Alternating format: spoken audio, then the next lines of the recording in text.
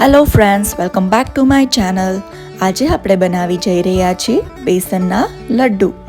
બેસનના લડ્ડુ ખાવામાં બહુ જ ટેસ્ટી લાગે છે અને બનાવવામાં પણ એકદમ ઝટપટ બની જાય છે. એની રેસીપી એકદમ ઇઝી છે અને મેં થોડીક ટ્રિક્સ કીધી છે જેથી તમારા લડ્ડુ એકદમ દાણેદાર અને બહુ જ ટેસ્ટી બનશે. મારા ઘરે તો મારા દીકરાને તો બહુ જ ભાવે છે. તમારા ઘરે પણ ટ્રાય કરીને બધાને ખવડાવજો કેવા લાગે છે. તમે મારી ચેનલ સબસ્ક્રાઈબ ન કરી હોય તો સૌથી પહેલાં મારી ચેનલ સબસ્ક્રાઈબ કરી લો જેથી કરીને મારા નવા વિડીયોઝ તમને જલ્દીથી નોટિફાય થાય અને તમે જોઈને બનાવી શકો. અને તમે મારી ચેનલને 0થી થાઉઝન્ડ્સ, લેક્સ, મિલિયન્સ વ્યૂઝ કરી દો. તમે મને સાથ આપો. સૌથી પહેલાં આપણે એક કઢાઈ લઈશું. તેમાં આપણે ઘી લઈશું. આપણે અહીંયા એક વાટકાથી થોડુંક ઓછું આપણે ઘી લીધું છે. ઘીને ગરમ થવા દઈએ.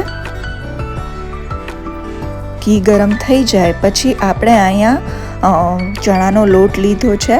દાણેદાર ચણાનો લોટ ગામમાં મળે છે તે મેં યુઝ કર્યો છે. અહીંયા મેં એક બાઉલ લીધો છે ચણાનો લોટ. તે આપણે આમાં નાખીને સારી રીતે મિક્સ કરી દઈશું જેથી સારી રીતે લોટ શેકાઈ જાય. આપણે ગેસ લો ફ્લેમમાં રાખીએ જેથી કરીને લોટ બળે નહીં અને એકદમ સારી રીતે શેકાઈ જાય.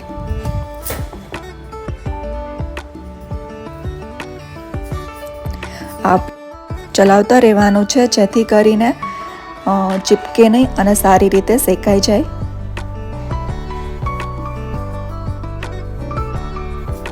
આપણો લોટ શેકાઈ ગયો છે, તમે જોઈ શકો છો. હવે આપણે આમાં એક ટ્રીક યુઝ કરશું. તેમાં આપણે 1 ટીસ્પૂન મિલ્ક એડ કરશું જેથી કરીને એકદમ દાણેદાર આપણો બેસનના લડ્ડુ બનશે. આ ટ્રીક તમને કોઈ નહીં કે આ ટ્રીકથી આપણા લડ્ડુ બહુ જ ટેસ્ટી બને છે. હવે આપણે આમાં 1 ટીસ્પૂન એલચી પાવડર નાખશું જેથી કરીને આપણો લડ્ડુનો ટેસ્ટ વધી જાય. સારી રીતે બધું જ મિક્સ કરી લઈશું. બેસનના લડ્ડુ એકદમ ઝટપટ અને બની જાય છે, પણ થોડીક ટ્રિક્સ છે જેથી કરીને આપણા લડ્ડુ પરફેક્ટ બનશે. આપણે એને રેસ્ટ કરવા મૂકી દઈશું જેથી કરીને ઠંડુ પડી જાય. હવે આપણે આમાં એક બાઉલ ખાંડ લીધી છે. એને મેં દળી લીધી હતી પહેલાં જેથી કરીને સારી રીતે મિક્સ થઈ જાય. આપણે એક બાઉલ ચણાનો લોટ લીધો છે તો એક બાઉલ ખાંડ લેશું અને એક બાઉલથી થોડુંક ઓછું આપણે ઘી લેશું. આ માપથી તમે બનાવશો બેસનના લડ્ડુ તો બહુ જ સારી રીતે અને એકદમ પરફેક્ટ બનશે. આપણે બધું જ સારી રીતે મિક્સ કરી લઈશું. ગેસનો ફ્લેમ હંમેશા લોઈ રાખશું. તમે જોઈ શકો છો સારી રીતે બધું મિક્સ થઈ ગયું છે.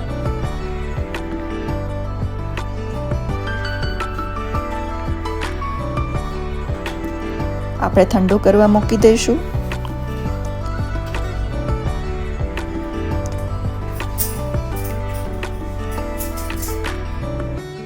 લોટ થોડોક ઠંડો પડી જાય પછી આપણે નાના લડ્ડુ બનાવી લઈશું.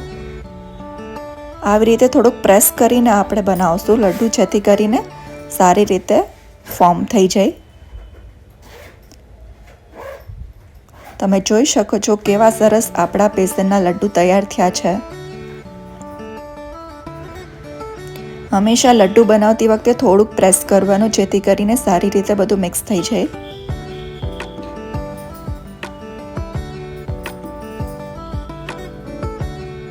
આ રીતે આપણે બધા જ લડ્ડુ બનાવી લઈશું.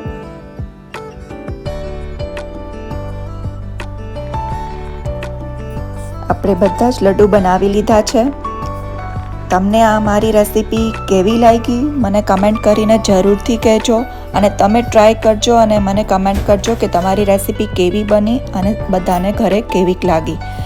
તમે મારી ચેનલને સબસ્ક્રાઈબ ન કરી હોય તો સૌથી પહેલાં મારી ચેનલને સબસ્ક્રાઈબ કરી લેજો અને એક લાઇકનું બટન જરૂર દબાવજો. મળશું નવી રેસીપી લઈને.